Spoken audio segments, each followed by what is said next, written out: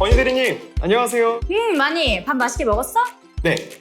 대리님, 혹시 어제 펜트하우스 보셨어요? 아이, 나 드라마 잘 안 보는 거 알잖아. 커피? 감사합니다. 사실 펜트하우스 보면서 궁금한 게 있었는데 대리님께 여쭤보고 싶었어요. 일단 펜트하우스가 어떤 드라마인지는 아세요? 아니. 아니, 펜트하우스도 모르신단 말이에요.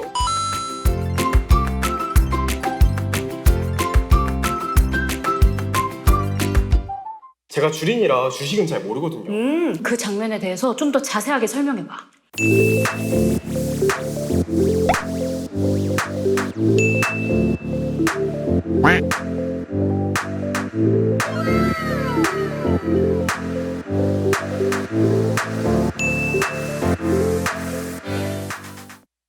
나 같아도 기업 대표가 관심 가지고 있고 재무설계사의 추천이면 바로 그냥 투자하겠는데? 맞아요. 대리님처럼 오윤희도 비슷한 생각을 가지고 있었어요. 적금도 해지하고 주택담보대출까지 받아서 10억을 가지고 투자를 해버려요. 제법 대담한데? 1억도 아니고 10억씩이나 연끌하다니. 그 주식이 펜트하우스처럼 높아지기만 하면 좋았을 텐데 닥터 바이오젠의 주가가 폭락했다는 소식이 들려오고 맙니다. 그럼 오윤희의 전 재산이 그냥 날아간 거 아니야? 일단 오윤희에게 일어난 일을 차근차근 설명해 드릴게요. 오윤희가 닥터 바이오젠이라는 제약회사에 투자하기로 마음먹은 이유는 상장기업인 제약회사, 재무설계사의 추천, 기업 대표인 주단태의 통화 내용이라고 할 수 있죠. 제약회사가 치료제 개발에 성공하면 그 주가가 얼마나 상승하는지 잘 알지. 나도 이번에 코로나 백신 덕분에 제약 주덕을 톡톡히 봤다고. 다음에 밥 한번 쏘시는 거예요? 그래, 며칠 걸어다니면 돼. 대리님, 궁금한 게 있는데 호흡기 질환 유전자 치료제가 10억을 투자할 만큼 가치가 있는 건가요? 사실 호흡기 질환 치료제랑 호흡기 질환 유전자 치료제는 엄연히 달라.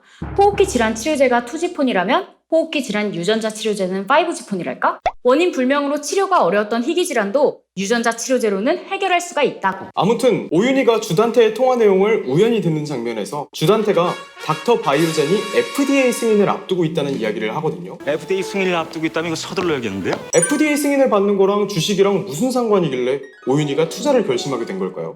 FDA는 미국 내에서 생산되는 식품과 의약품뿐만 아니라 수입 수출품까지 관리 규제하고 있어.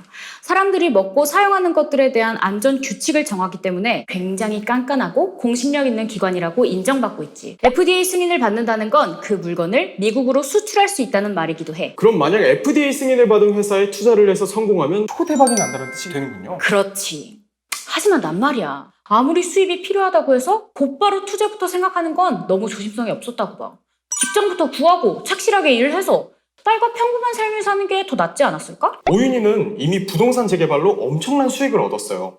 게다가 헤라펠리스 사람들과 수준까지 맞춰야 했으니 단기 투자, 즉 단투를 노린 거죠. 그래서 전 재산을 모두 걸고 하이리스크 하이리턴을 노린 건데 결국 신약 임상실험 실패로 상장 폐지 여부를 논의 중이라는 뉴스가 나오면서 주가가 폭락한 거죠. 하이리스크 하이리턴은 진짜 무모한 거라고. 좋은 투자 방법이 아니야. 신약 임상실험이 실패했다고 상장 폐지 얘기까지 나오나요? 상장 폐지는 너도 알다시피 상장된 주식이 유가증권으로서의 자격을 상실해서 상장이 취소되고 증시나 코스닥에서 퇴출되는 거잖아. 신약 개발이 중단됐다고 해서 바로 상장 폐지 위기로 가진 않지. 하지만 신약 개발 기술에 대해 충분한 근거 없이 임원이 허위 과장 소문을 퍼뜨려 주가를 부풀렸다면 배임 혐의로 상장 폐지의 원인이 될 수도 있지. 그 전에 우리도 회사에서 상폐되기 전에 얼른 가서 얘기하자.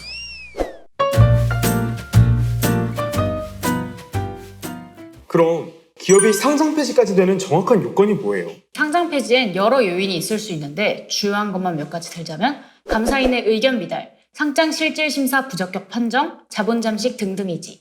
그럼 실제로도 닥터 바이오젠 같은 제약회사 상장 폐지 사례가 있나요? 땡땡젠이라고 상장 폐지가 될 뻔했던 곳이 있지. 한때 신약 개발 임상실험 과정에 투자자들의 기대를 모아 주가가 상승해서 코스닥 시장 시가총액 2위를 달성했어. 그러다 임상 중단 사실을 미리 안 임원이 공시 전 주식을 매도하고 신주인수권부 사채를 인수하여 1,900억 원 규모의 부당이득을 취하느라 상장 폐지 논란이 있었어. 그때 아마 주가가 15만 원에서 만 원까지 뚝 떨어졌던 걸로 기억해. 그러면 이런 경우 선의의 투자자들은 대체 어떻게 해야 하는 거죠? 상장 폐지는 관리 종목 지정, 상장 폐지 유예기간 지정, 상장위원회 심의, 매매거래 정지, 정리매매, 상장 폐지 순으로 이루어지는데 여기서 상장 폐지 유예기간으로는 2, 3년이 주어져. 다시 말해 상장 폐지까지는 꽤나 오랜 시간이 걸린다는 거야. 다만 퇴출은행이나 퇴출증권사의 경우처럼 강제 퇴출 등의 사유가 있을 땐 유예기간이 더 짧기도 해. 진짜 제가 아니라 제 지인 이야기인데요. 투자한 회사가 상장 폐지됐다고 그러더라고요. 그럼 오윤희처럼 손 쓸 새도 없이 파산해야만 하는 건가요? 아니야. 조금만 공부하면 주식이 휴지 조각이 될 일은 없어. 상장 폐지 기준에 해당하는 사유가 발생하면 아까 말했듯이 가장 먼저 관리 종목으로 지정이 되거든. 다시 말해서 관리 대상 종목으로 지정이 된다는 건 시장에서 퇴출당하기 전에 미리 경고를 준다는 얘기지. 상장 폐지가 결정나기 전에 지금 가지고 있는 주식이 위험한지 안전한지의 여부를 판단할 수 있는 방법이 있을까요? 물론 있지. 드라마에서도 주식 거래 정지 기간이라는 말을 하잖아. 이게 바로 상장 폐지가 되기 전에 이 주식이 위험할 수도 있다는 걸 미리 알려주는 신호야. 오윤희가 전 재산을 날리게 되는 건 어쩌면 당연하네요. 재무설계사조차 주단태가 고용한 사람이었으니까. 재무설계사랑 주단태가 일부러 오윤희한테 접근한 거였다고. 오늘부터 당장 정주행을 해줘야겠네. 대리님, 드라마잖아요. 오윤희처럼 투자한 주식이 이렇게 상장 폐지 결정이 나게 되었다면 어떻게 대처하는 게 좋을까요? 뭐야? 너 왜 이렇게 자세하게 물어봐? 너 전에 주식한다는 거 망했어? 아까 이야기한 지인 얘기도 네 얘기지? 아니요, 절대 아닌데요. 그냥 혹시나 해서요. 그래? 뭐 어쨌든 아까 말했듯이 상장 폐지가 되기까지는 충분한 유예 기간을 줘. 그러니까 내가 투자하고 있는 기업이 관리 종목으로 지정되진 않았는지 꾸준히 확인하는 게 가장 중요하지. 아, 이제 조금은 알 것 같아요. 대리님, 저 일이 생겨서 먼저 가봐야 할 것 같아요. 오늘 말씀 너무 감사했어요. 다음에도 부탁드려요. 다음에도? 너 진짜 투자했던 주식 망했어? 야! 하이리스크 하이리턴은 안 된다고 내가 얘기했다!